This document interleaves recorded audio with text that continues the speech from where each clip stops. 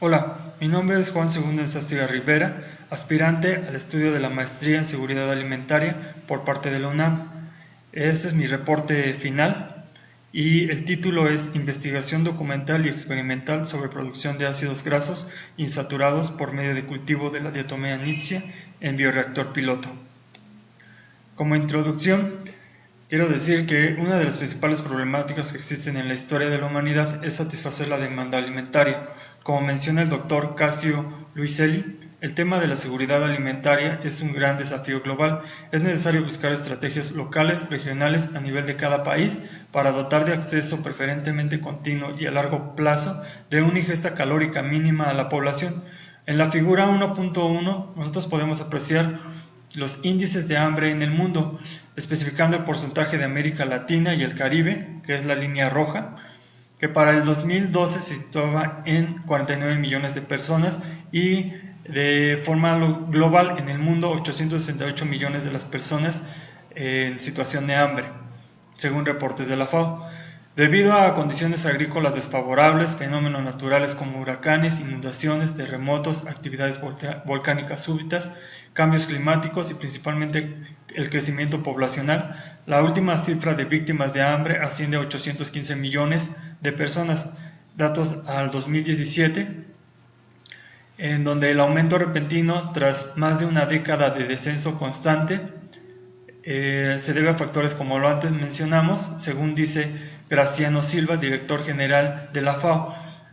Lo más importante ahora es lograr la resiliencia de los pobres para hacer frente a los impactos de conflictos y en el cambio climático. En su conferencia del Consejo de la FAO en Roma en 2018.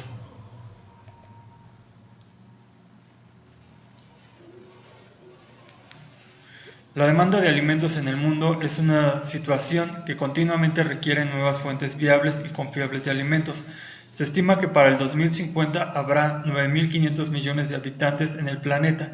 De tal manera, el aporte de alimentos, principalmente en países tercermundistas, puede ser insuficiente si no se toman medidas correspondientes desde este momento para combatir la demanda insuficiente en los próximos años.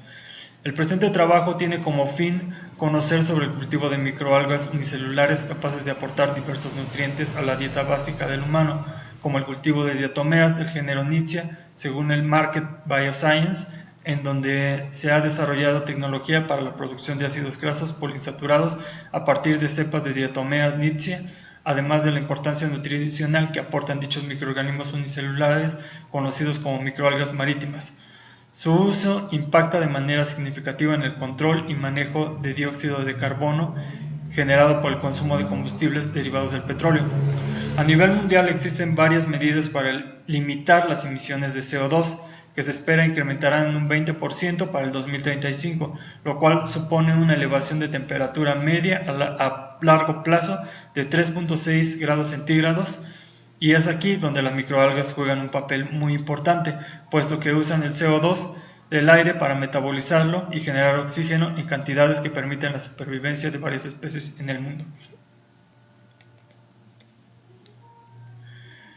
Como objetivo tenemos la revisión de la producción de ácidos grasos poliinsaturados por captación de biomasa de las diatomeas del género Nitzschia mediante bioreactores específicos, así como uso y aplicaciones de materiales de desecho durante el proceso, como lo son los insecticidas orgánicos y el uso de fertilizantes ecológicos.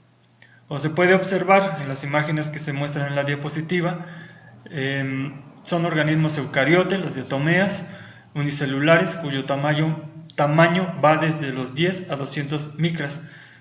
Dado que son organismos acuáticos y fotosintéticos, son generalmente considerados como algas.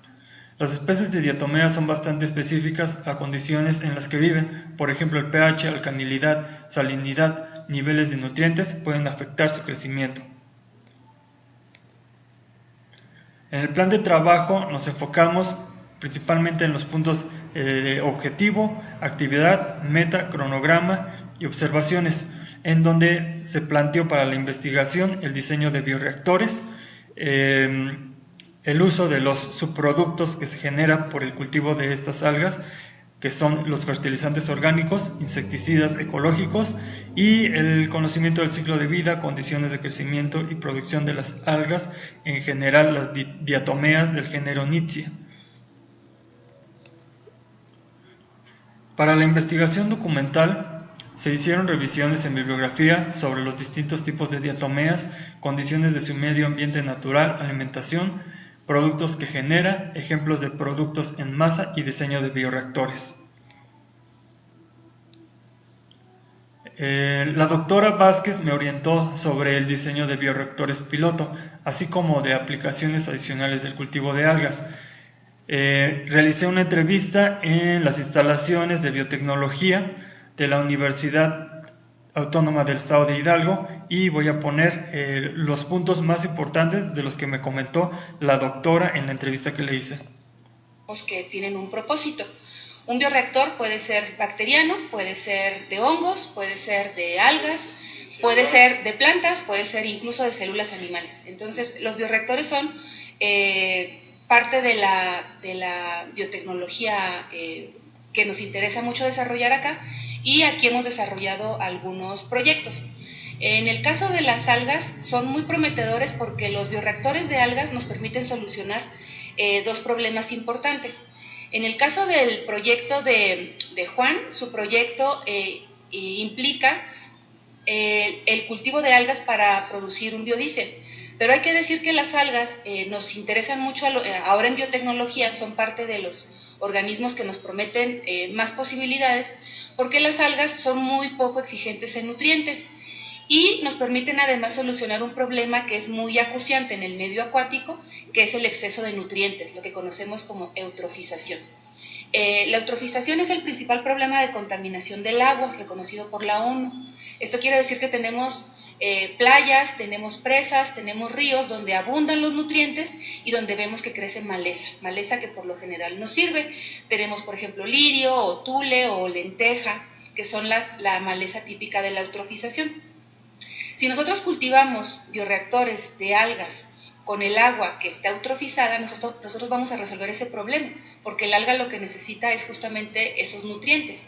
Entonces, al tiempo que resolvemos el problema de remoción de nutrientes, llámese nitrógeno o fósforo, al mismo tiempo estamos produciendo una biomasa que tiene un interés por sí misma. Bueno, como propuesta práctica de diseño de un bioreactor, tenemos los siguientes ejemplos.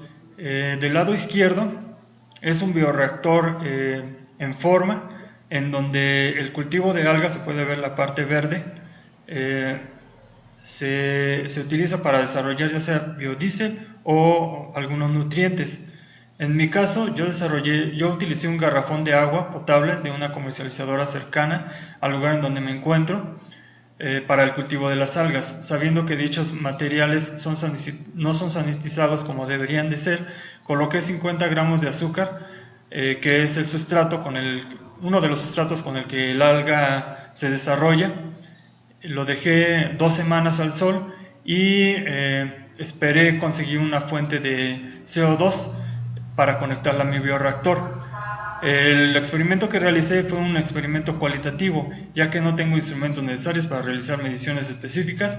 Sin embargo, como se puede observar en la segunda y tercera imagen, se nota un tanto verduzca el agua, lo cual quiere decir que el sustrato que utilicé y las condiciones en las que fue puesta el alga resultaron y el alga creció. Se requiere de más tiempo y otras condiciones para que la figura o el experimento que yo hice tenga parecido con el del lado izquierdo. En cuanto a la recopilación de la información para la determinación del proceso en el cultivo de microalgas en un bioreactor piloto, pues tenemos la descripción básica de un proceso en donde, como había dicho antes, en un contenedor se agregan los nutrientes, se agrega el alga, se agita, se pasa a otros contenedores que están conectados con aire comprimido y CO2, son elementos que necesita el alga para su crecimiento, para metabolizar oxígeno y producir los nutrientes que buscamos, o biodiesel o biocombustibles. Y es muy importante, como nos mencionó la doctora, la presencia de luz. Los bioreactores deben de ser fotobioreactores y el movimiento constante hace que la mayoría de las algas tengan contacto con la luz y puedan producir lo que nosotros esperamos. Después del periodo estipulado para el crecimiento del alga, se cosecha. En la cosecha se separa el alga por medio de un secado, en donde vamos a tener ya sea o biodiesel o los bioetanol, pero en nuestro caso vamos a utilizar lo que es el ácidos grasos poliinsaturados. El alga se pone en un separador, en un tipo de embudo, y como los ácidos grasos tienen una densidad diferente a la de agua, en el embudo de separación, en la parte de arriba vamos a tener lo que son los ácidos grasos, en la parte de abajo el agua, y por decantación vamos a separar el ácido graso. En la diapositiva se ve el caso para los biocombustibles, que posiblemente también se pueda llegar a realizar en otro momento. Bueno, en cuanto a la encuesta, como se puede apreciar, toda la gente entrevistada está de acuerdo que existe una preocupación por el tema del cuidado del ambiente. Hay interés por el uso de algas para tratamiento de aguas contaminadas. La gente está a favor de la inversión gubernamental para el tratamiento de aguas contaminadas. Por tanto, en base a los resultados de la encuesta, las personas desean participar de manera activa en reducir o tratar desechos producidos por la actividad humana. Sin embargo, la mayoría ve insuficiente la aportación gubernamental para tratar temas referentes a problemas ambientales, y la mitad de las personas encuestadas conoce sobre sistemas de tratamiento de agua y la otra mitad no conoce sobre el tema. Por lo tanto, la implementación de estos sistemas para el tratamiento de aguas negras resulta conveniente y necesario en base al punto de vista de la población encuestada. Como conclusiones, quiero decir que me pareció muy enriquecedora la conversación con la experta en algas y diseño de bioreactores, la doctora Graviela Vázquez, debido a que dicha experiencia que tuve fue concreta sobre el desarrollo de mi proyecto. De igual forma, sé que es posible alcanzar los objetivos propuestos en la investigación. Solo es necesario parte de la instrumentación del laboratorio, como las balanzas analíticas, matraces, filtros, bombas de inyección de gases, tanque de CO2 y un laboratorio de análisis microbiológico de muestras, así como experimental de nutrientes.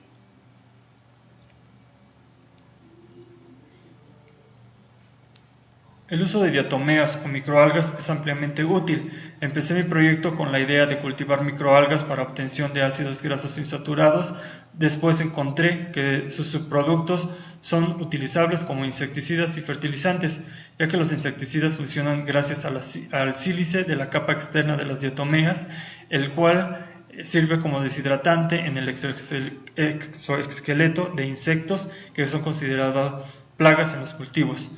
Los fertilizantes se obtienen por la biomasa tratada luego de la producción de ácidos grasos o biocombustibles.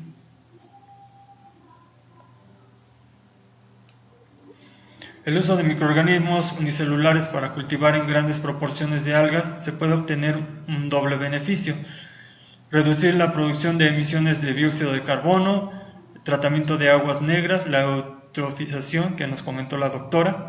De igual forma, me di cuenta de que la presencia de diatomeas en océanos ayuda para el equilibrio de la mezcla de gases en el planeta, debido a que son una de las principales fuentes de oxígeno. Quiero agradecer a la Universidad UNAV por darnos este tipo de espacios y este tipo de oportunidades para seguir con nuestra carrera profesional.